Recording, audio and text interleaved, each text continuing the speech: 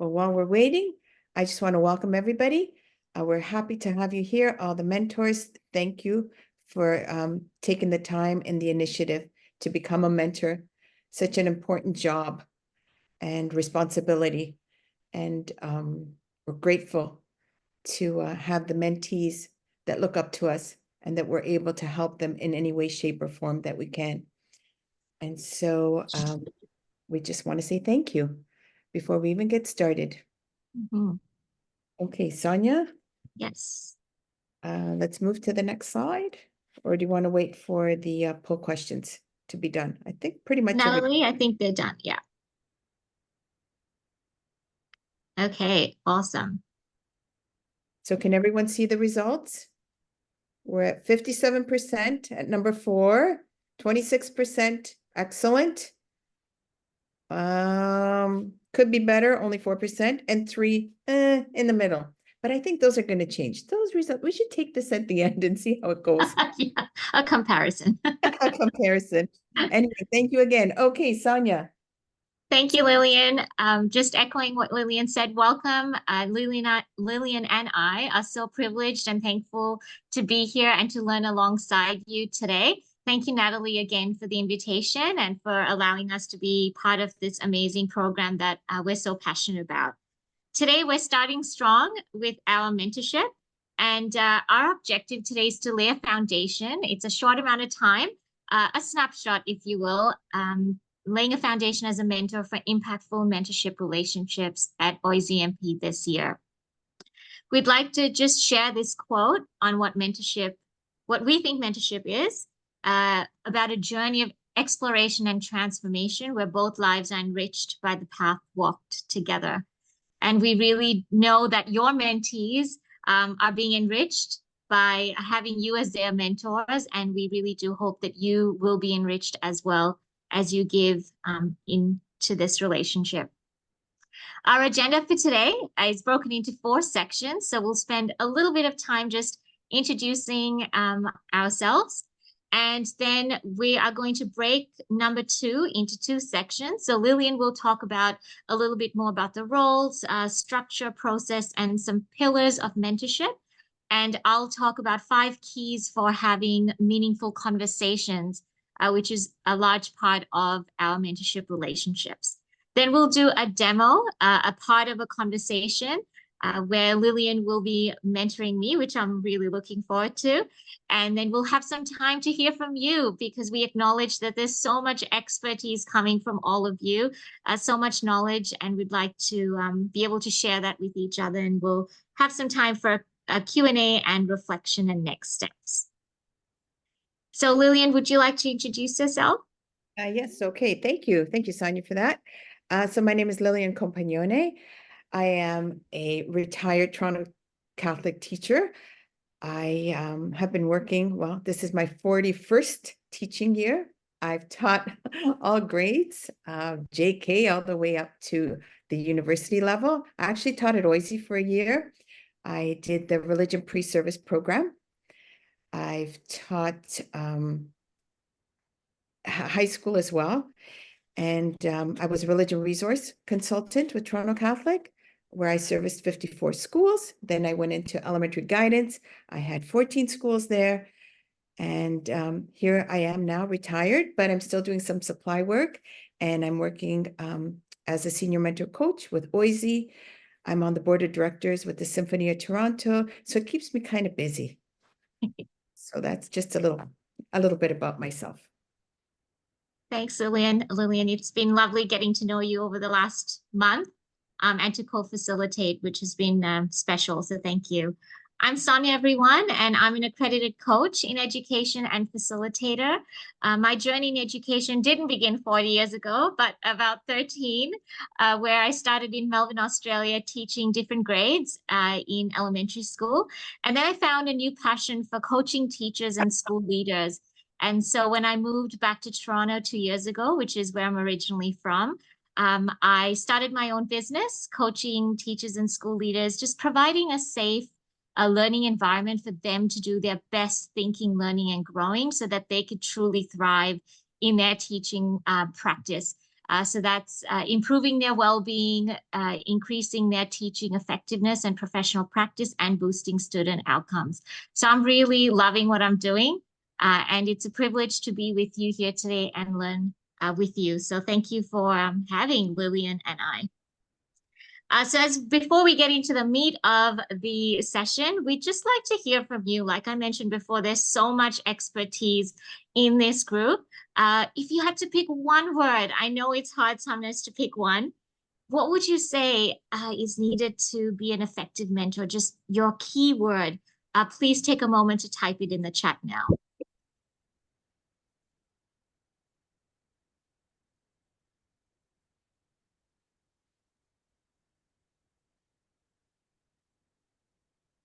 Active listener, persistence, good listener, wisdom, caring, communication, empathy,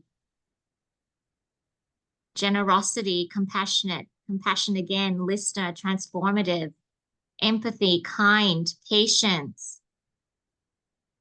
listener, understanding their goals, passion, wonderful, such amazing words coming through, a leader,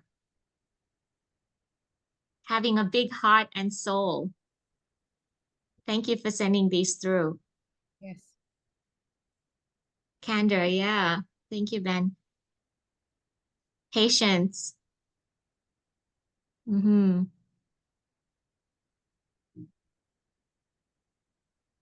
Yeah, so as you can see, there are many things that make an effective mentor, and in an hour and a bit, humor, thank you, yes.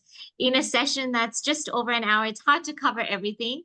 So Lillian and I just want to give a basic foundation, and hopefully you can take away something practical that you can implement straight away into your mentorship conversations and relationships. So thank you for sharing that.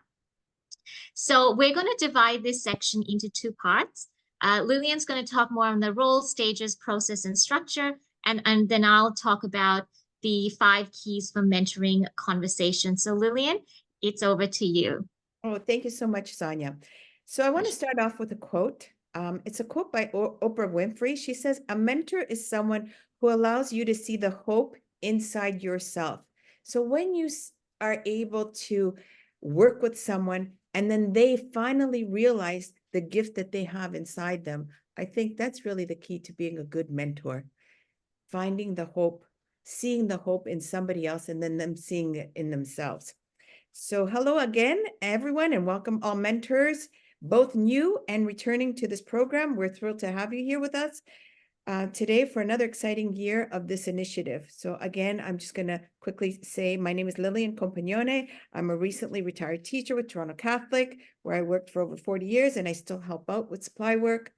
I'm a member of the OISE Alumni Association and was named 2019 Mentor of the Year, most recently Exemplary Mentor, Hero, and Community Builder, and also the I won the U of T Arbor Award as well. So I've been a mentor with OISE for the past several years, and there are a few things that I've learned along the way, and that I'd like to take a few minutes just to share them with you in order to set up your own relationship for success. So I've mentored anywhere from 1 to 4 students at one time in the same academic school year. So there's some key elements that are important to note to be a successful mentor for your growth, for their growth, and for their development and your own development as well. So as a mentor, I think it's important to be honest, to be open, to be positive, and to be objective. It's also very vital that a safe, supportive, and nurturing relationship be established. Just like in any relationship, you really need to have that role of giving the other person the feeling that it's safe, it's a safe place, that they're able to express themselves, that you're not judgmental. And I think the most important thing is not to give advice all the time. And it's so important to listen as opposed to just wanting to solve the problem. And I know that sometimes for myself, I find that difficult to do because as a teacher, you always want to fix things and you want to make it okay. But sometimes you just need to, take a step back and just listen. Because sometimes that's all they need. They just want somebody to listen to them. So as a mentor, it's important to be honest, again, as I had already said. It's also important to note that as a mentor, you need to hold the mentee accountable. It's not just, oh yeah, okay, well, we'll meet next week, and you need to be make them be accountable, because that way you can see where they're at and then work with them in their progress to where they want to be. So you got to set a goal as well. And you have to remind them of their overall educational goals as well. And this helps making the role very successful. It's also essential to offer positive but sincere feedback. There's nothing worse than just saying something, yeah, that's good, because that doesn't really help the mentee. You actually have to be critical, but in a gentle kind of way. You have to express your feelings to them, make sure that they understand what you're trying to express, and you have to understand what they want you to do. Because oftentimes we think that, just by letting them tell you something, that it's, a done deal, and that, oh yeah, we can do this, we're going to get this done. But you really have to put in the time and the effort, both the mentor and the mentee. It's not just a one-sided thing. It's a give and take on both sides. What else? Remember, it's also important to build a professional relationship with your mentee in order to realize a successful relationship. So I call this the 4 Ps, the 4 pillars of mentoring. And so what can they look like? So number 1, to be professional. You have to set the tone early, and you model behavior for your mentee. Remember that expectations are not necessarily agreements, because what you might have as your expectation may not necessarily be what your mentee is looking for. So you have to make clear communication, I think, is the key there. Agree on guiding principles. Make a date. How are you going to meet? How often are you going to meet? What's the contact information? Because that's really important. Let's say, for example, you have a meeting and you can't make the appointment with your mentee. It's important that you have their information. At the same time, it's important that they also have that they have your information in case that they can't meet on the day that you agreed upon. What is a canceling protocol? You have to establish that with your mentee. They can't just at the last minute, unless there's an emergency, of course, just say, oh yeah, or not show up. So you have to make sure that you're always professional. Also, it's important to ask permission and to provide feedback. Again, you have to get to know your mentee before any of these things can be put into place. So it's so important, the preparation of getting to know them first. So what I normally do is, like, that first session, it's just a getting to know them. What are their expectations? What would they like from the program? What can you do to help them? What would they like you to do to help them? What kind of resources are they looking for? So you kind of have to get to know them. So you build that relationship initially, so that then you can move forward with what it is that they're looking for. You have to always be prepared. You have to have an open mind. Share your strengths, successes, and challenges along the way. Sometimes they look at us as mentors and they think that, we have a perfect life, or, everything came easy, or we just got here just by chance. But it's important that you also share the good things that happened in your career, and also the things that didn't work out. So that's really important to do as well. How are you going to shape your meetings together and identify the focus of your goals? Like, what are you going to talk about at your next meeting? So you have to kind of set that up. And it's important to participate. Again, listening is key. Learn when not to give advice. I know that sometimes is hard for me, not to give advice, and to just listen. So I need to practice that a little bit more for myself. So that's one of my goals. Be patient, clarify your ideas, do check-ins in between meetings. I know for me, I kind of have like an open book policy. Even though we have scheduled meetings, I tell them if they need me, just send me a text and I will get back to them. So they don't have to wait like another 6 weeks to talk to me, or if there's something happened, let's say they're doing their practice teaching and they need to talk to me straight away. I said, just, send me a text and I'll get back to you straight away. So do like those check-ins, and that the important thing is that they know they are not alone, because we're all in this together. And then if I don't know something, I can also reach out to you because you're also senior mentors. And so I can get help from you. And they have to know that there's that relationship, that we are like, we weave together. One hand washes the other hand. We work together. We share together successes and challenges in our relationships. And progress. Celebrate achievements, the learnings, what's changed. Have they learned anything? What can they work on? Is there anything outstanding that they need to discuss or work on? And always be open to their new ideas, even if some of them stretch your comfort zone. And that's happened to me a couple of times. Just be open to new ideas and be flexible. But I think the key things to really take away are: be honest, be your authentic self, and just work from your heart. I think if you do those three things, you're going to have a great year with your mentee. Those are just a few things and a few ideas just to get you started. You'll see more, and I'll give you more things as we go along.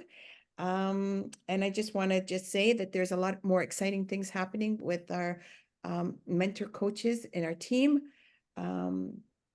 Exciting things. We're working on going to Purdue and doing a collaboration with Purdue, but more stuff about that. We'll talk about that more as we work together with the team at OISE, and we'll just keep you posted for that. There you go, Sonja. I know I kind of rushed through that, but That's okay. Thank you, Lilian. I really loved what you said about us being vulnerable and open to the challenges we faced. And I think that makes us look more, being able to connect better with our mentees as well, and more vulnerable. And I think that's really important. So thank you for what you shared. Moving on, I'd like you to just take a moment to look at this image. And as you look at it, perhaps think about how you might connect what you see to a mentor-mentee relationship.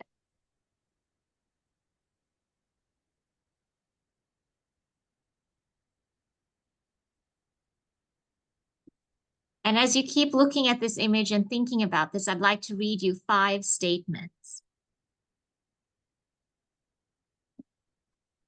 Unlock the gate by unlocking the moment and being fully engaged. How do you be fully engaged? By being fully present in the moment.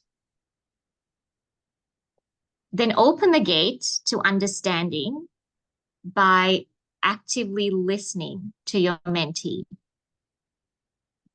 Go through the gate, and as you look around and wonder, start digging deeper into the soil by asking questions of your mentee.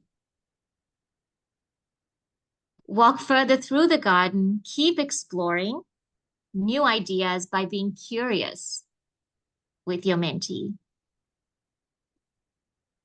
And last but not least, enjoy the journey every step of the way and walk around as you celebrate the journey together. So that image for me is helpful to remind myself of what I believe to be 5 keys for meaningful conversations. Our relationships, whether they're with our mentees or not, are based on our conversations. In fact, the quality of our relationships are based on the quality of our conversations. So if we're not having meaningful and powerful conversations, then the chances are pretty high that we're not having those positive relationships with our mentee. So by being mindfully present, actively listening to them, asking really powerful questions, staying curious and celebrating, we can open ourselves to having more meaningful conversations. So let's go through them a little bit at a time. Being mindfully present is really showing up. How do you show up? How do I show up to a conversation? Thinking about body language, did you know that 93% of communication is non-verbal? So what is our body saying? What is our face saying? Do we have our phones on mute? Do we have notifications turned off? Are we telling our mentee that that time with them is the most important?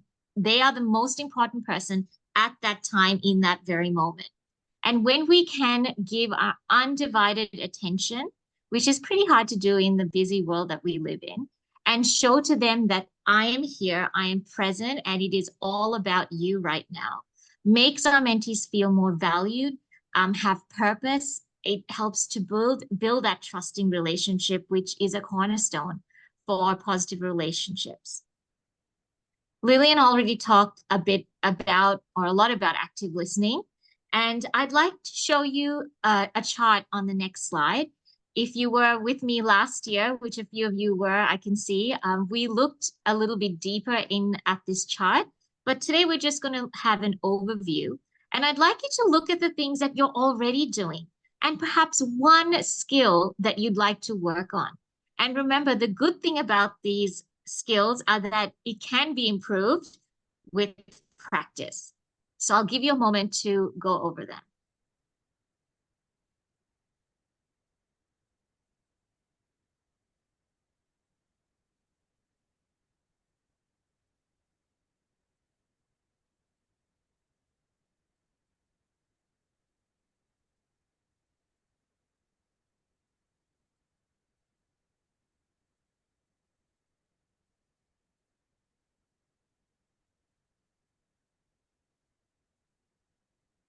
These skills help us to better our listening skills.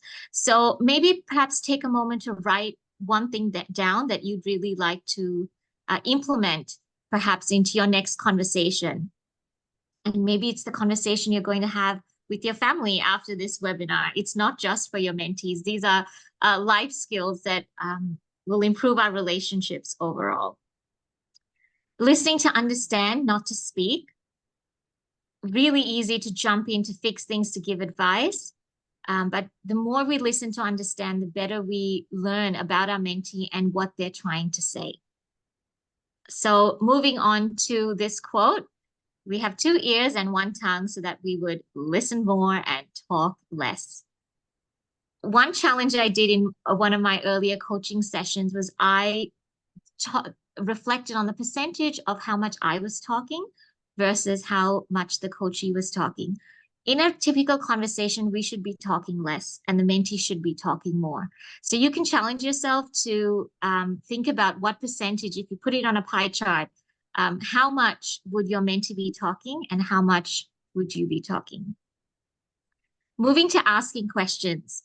Asking questions allows us to dig deep. Think of the garden. We're digging deep to actually gain more insights into what our mentee is thinking and saying. And so the next slide gives you a few examples of questions. They're definitely not, we don't have time to go through every one of them. Feel free to take a screenshot or maybe write down one question that you resonate with and you think, oh, I'd really like to try that in my next conversation. So these are not all the types of questions. I've selected my favorite ones that I use when I mentor, and that's celebration type questions, focus questions, open-ended, clarifying, probing, growth questions, and strength-based. And I'll give you a moment to read an example of each of them.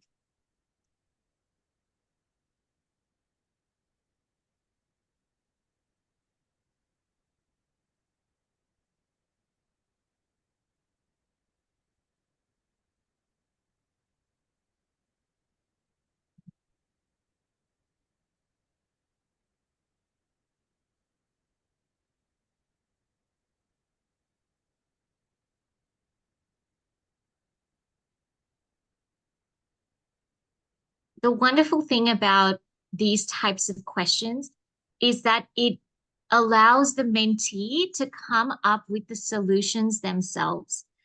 Of course, there's a time to give advice and strategies and suggestions, but research does show that it is much more powerful when the mentee can come up with their own solutions because it has a greater impact on their growth.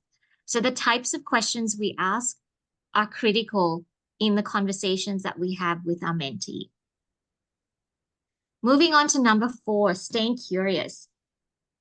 Just keep discovering, showing up to the conversation, being curious about learning more about your mentee, withholding the judgments and the opinions that can be quite difficult because we have ways of doing things and thinking through things, but withholding those judgments, keeping our opinions to the side and staying curious to understand and explore with your mentee together. Think of that image of the garden. Hey, let's go down this path, see what's over there. What do you think about this? Tell me more about what's on your mind. That curiosity really improves a conversation. And last, but definitely not least, in fact, as I'm going over this presentation, I'm thinking, Sonja, maybe you should have put it at the start. Celebration.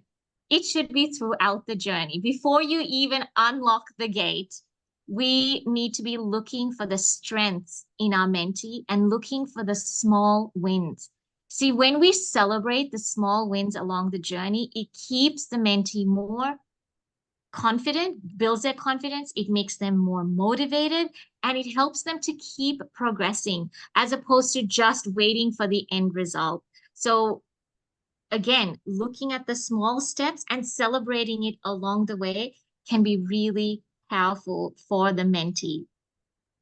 And one challenge I like to give myself when I have these conversations with my mentee is I'll write it down in my notes somewhere, 3, and I might put, that emoji with the party hat and the little squiggly thing, which reminds me of 3 celebrations, Sonja. So I would often start a conversation with a question like, what's brought you joy today? What's something that's brought you joy today? What went well this week?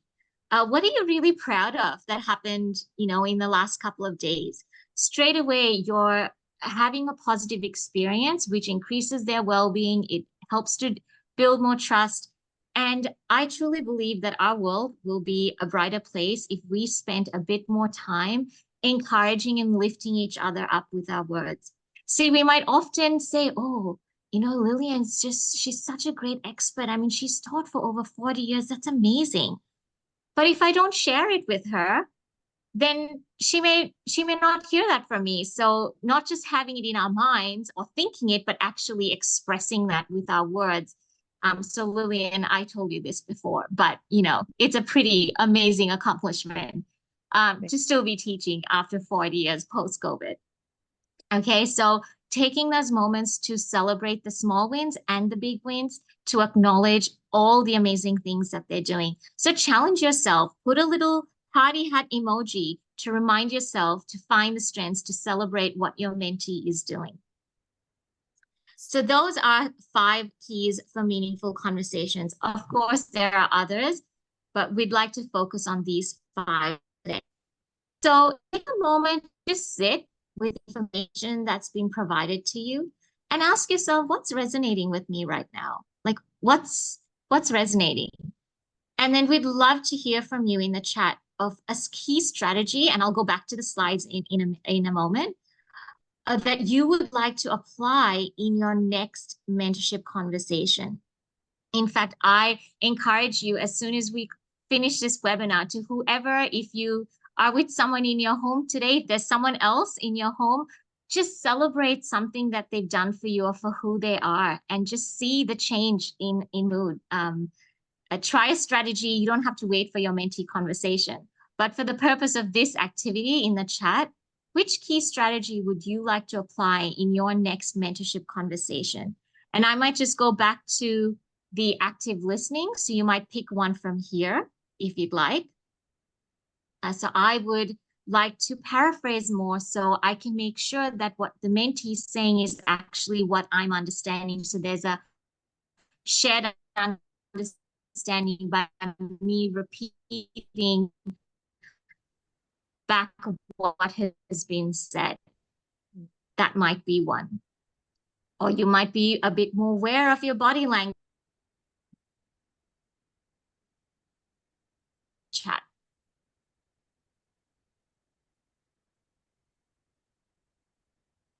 Sonja, I just want to add a comment that you made about the spoken word. We often don't realize the power of the spoken or even written or unspoken word. That with our words, you can either lift somebody up or you can really bring them down. Mhm. So we don't realize how much power we actually have just by what we say or Mm, what we don't say. So we really need to be mindful of that when mhm, you're, well, in general, but mm, especially when you're with your mentee, given the fact that sometimes, they're nervous. I guess you're nervous too, because you don't know where they're coming from and how you can help them. But just like Sonja said, listening and then reflecting and mm, then responding. But think about what you're going to be saying. So your words have power. So that's really what mm. I wanted to stress. Yeah, So thank you. Mm. whether you say it or whether you don't say it, there's always power in that. Thank you, Lillian. Reading some of the things that are resonating with participants, it's a journey for both parties, for sure. Yeah, it is a mutual thing, isn't it? Starting off with a small win to set a positive tone. Fantastic. Creativity, thinking outside of the box. Wonderful. Acknowledging feelings. That is a very important part of being an active listener. For them to find their strengths, to find solutions. Exactly. Wonderful. Listening to understand, not to speak. Not everything requires comments. Sometimes others need us to act as sounding boards. Definitely, for sure. I'd like to take more notes. I think it will help me focus and to ensure that I'm circling back to previous conversations, the challenges and the celebrations. Thank you. Letting the mentee identify their strengths, that would help them achieve their goals. Fantastic. Ask what has gone well since we last met. Thank you. Lovely. That we are learning from each other. It's lifelong learning for sure. No matter how long you've been teaching or haven't, it's a continuous learning journey. Being curious, if in your orientation to mentees also listen more, speak less, interested to know what they are learning and how to complement that. Yes, definitely. Asking, how can I be helpful? Don't avoid difficult discussions. Yeah, wonderful.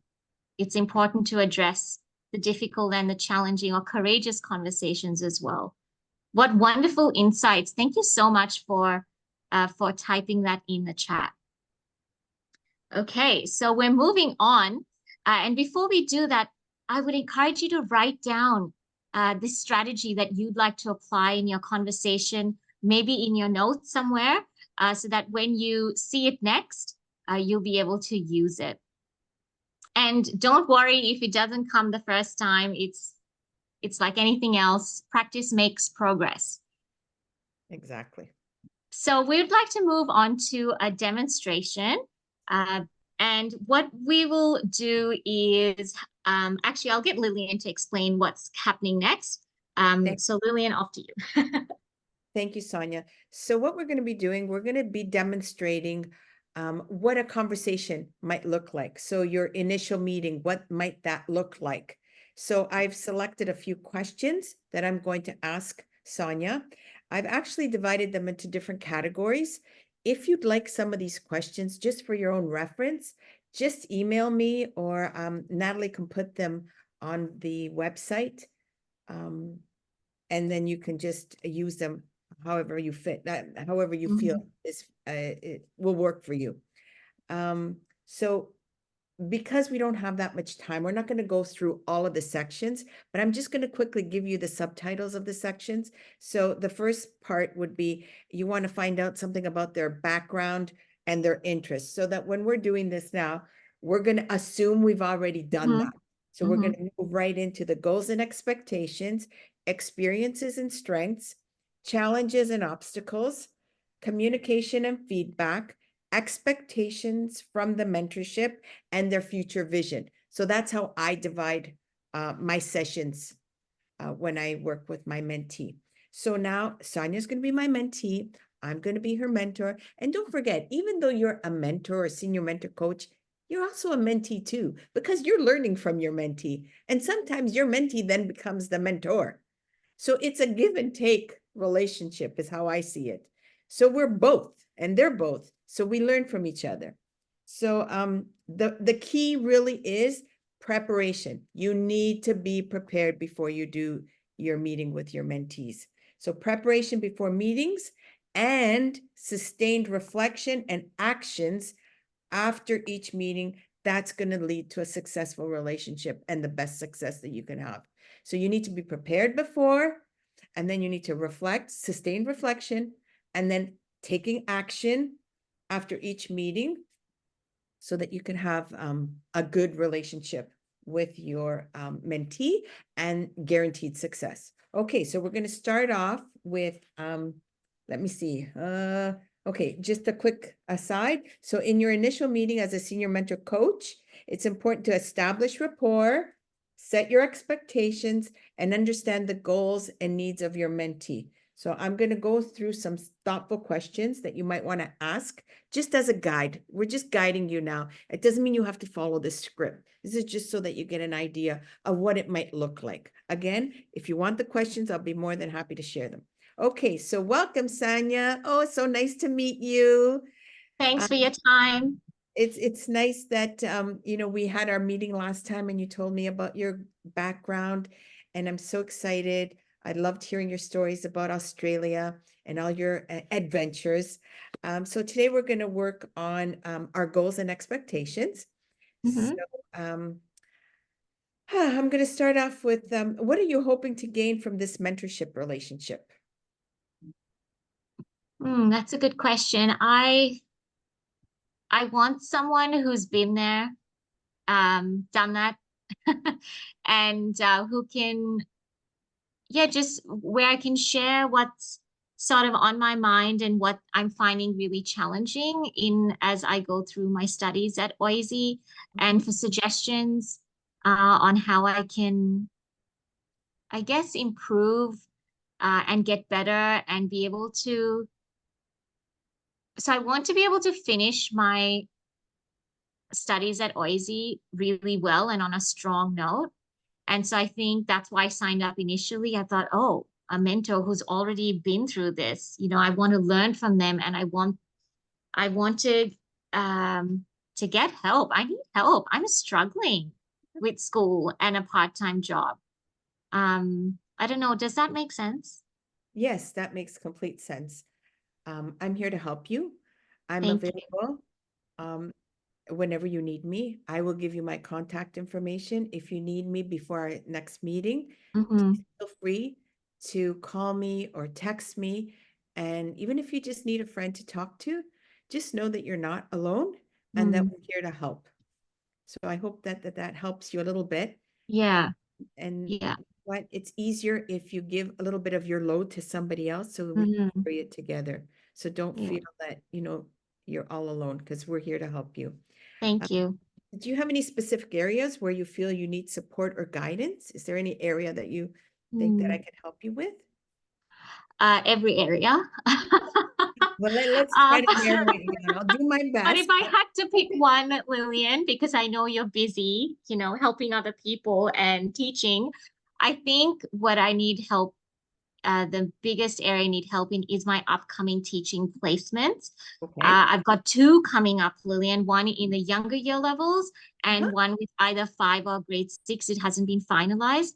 And I'm really worried about the grade 5, 6 because they're cool in grade 6, and it's been a while since I've been in grade 6, and I don't know if I'll be able to relate where the younger ones, you're kind of funny, like you're cool even though you're not cool. Do you know what I mean? But I then you get to grade 5 and 6, and I'm scared that the host teacher is going to go backwards because I'll show up and then they're like the kids won't learn, and I'm nervous that that they won't respect me or that they'll think I'm their friend and I won't be able to teach. I'm just worried about placements. That anything you can help me in that area, I would be very grateful. Okay, so we're gonna work on that together. It Wonderful. sounds like you're overwhelmed. Am I getting that? Very. Not to worry. Um, grade 6, grade 8, grade 10, they're just big babies. They're just big kids.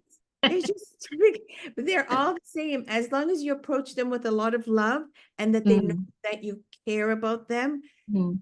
That's half the battle.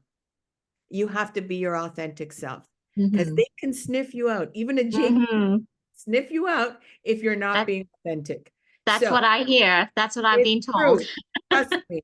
And they'll tell you, like the grade 8 child will tell you straight up. Maybe grade 10 might not, or they would in a different way. However, if you're just being your authentic self and you're doing your best and you're speaking and working from your heart, half the battle.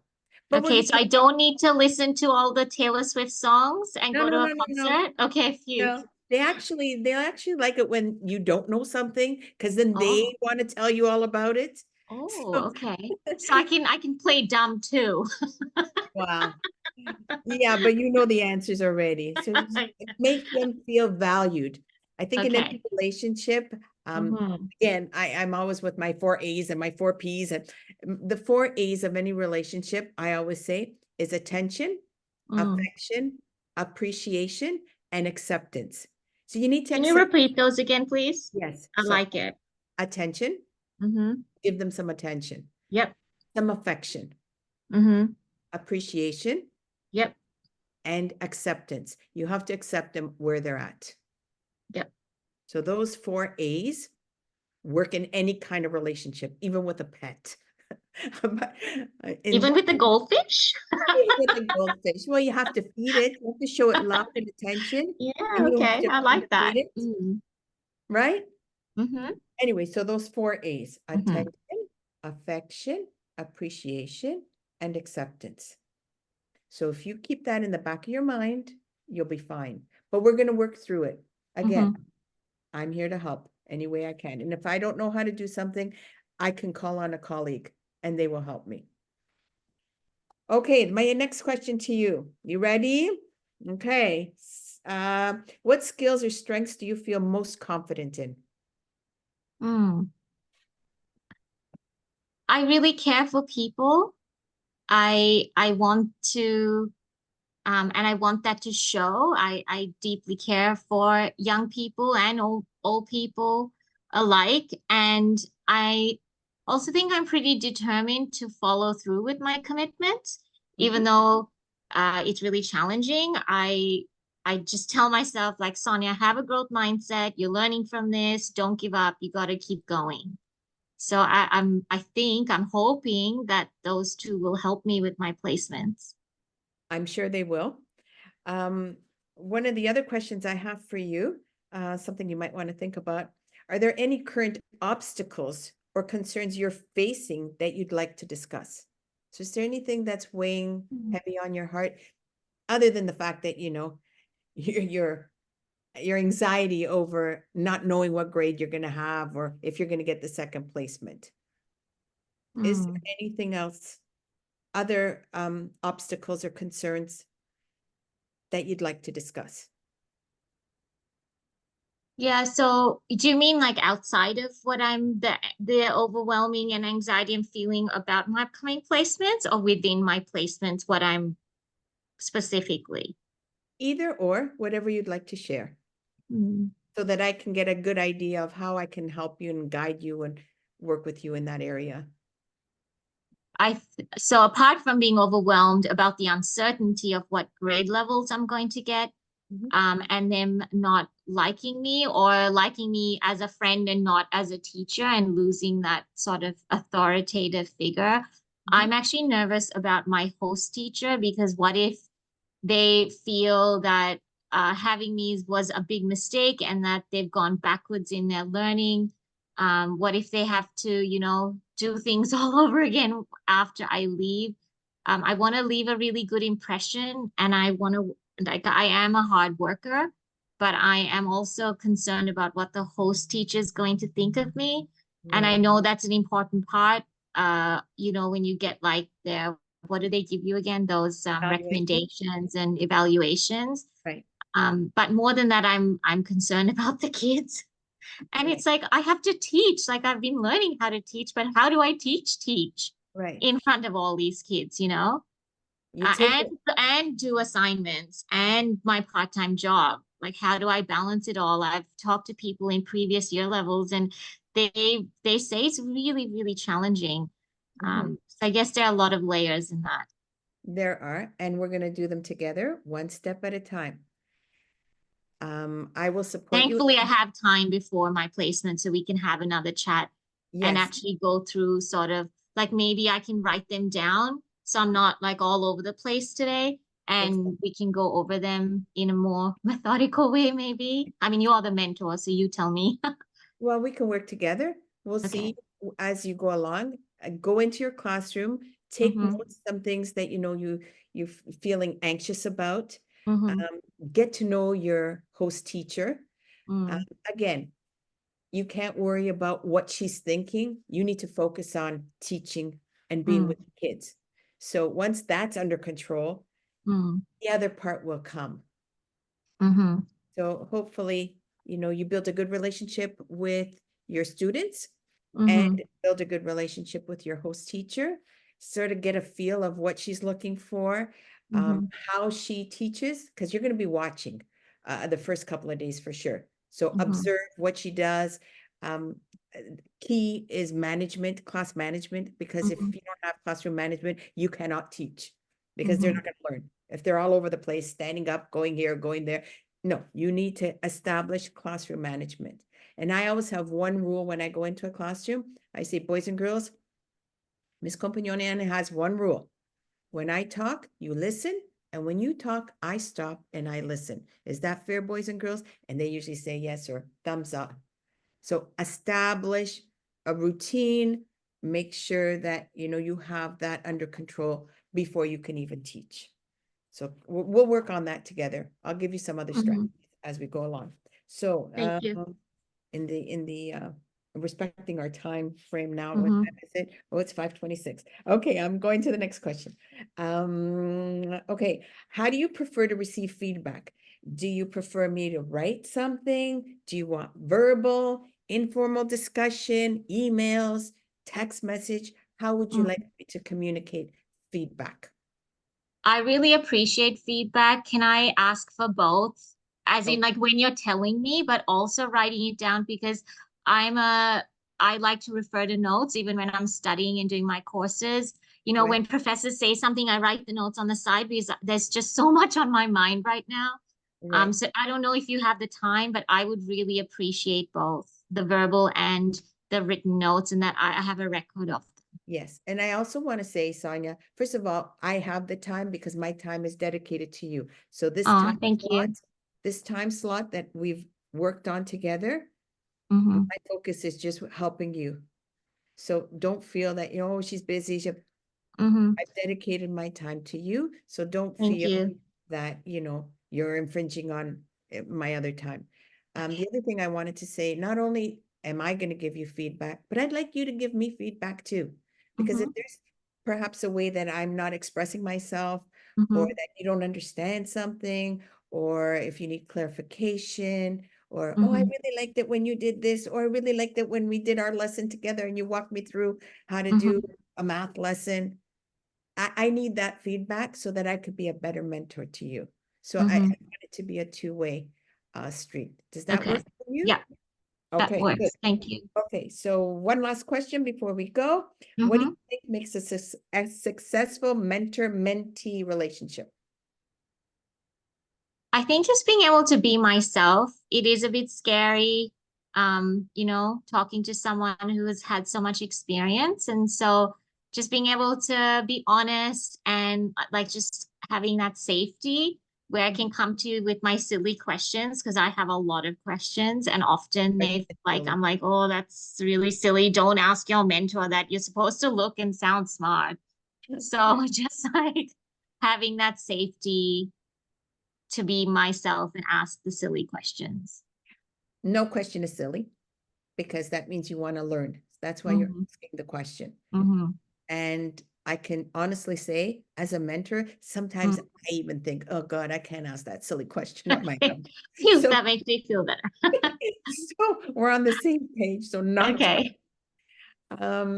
okay, so we're gonna make a date for our next Mm-hmm. session. You let me know when you're available. Send me an Sure. email and then we'll Mm-hmm. work together. And that's when we'll be talking specifically about my goals, breaking them down, and looking at options and solutions. Awesome. Exactly. And let me Okay. know what grade you have, what school you have, whatever information you have, so that I could work with that information and then be better prepared for the next time that we meet. And just feel Awesome. free to text me or call me if you need, and I will Sure. get back to you for sure within that day. Thank you so much, Lillian. Oh, you're most welcome. It's so nice to work with you. You too. I'm very thankful. See Have a you good next day. time. Bye. Okay, next discussion, Q&A reflections.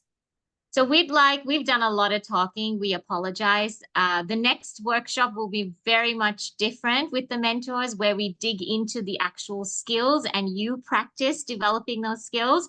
But we'd love to hear from each other. So we ask you to share two things. What's one thing you're already doing well as a mentor? There are many. You just need to pick one, which might be quite difficult. So maybe share two. And the next question is, what's one thing you would like to improve on to enhance your mentoring practice? So what's a celebration? What's something you're doing well already as a mentor? And what's something you'd like to improve further in your mentorship relationships this year at OISE MP? So take a moment to think about those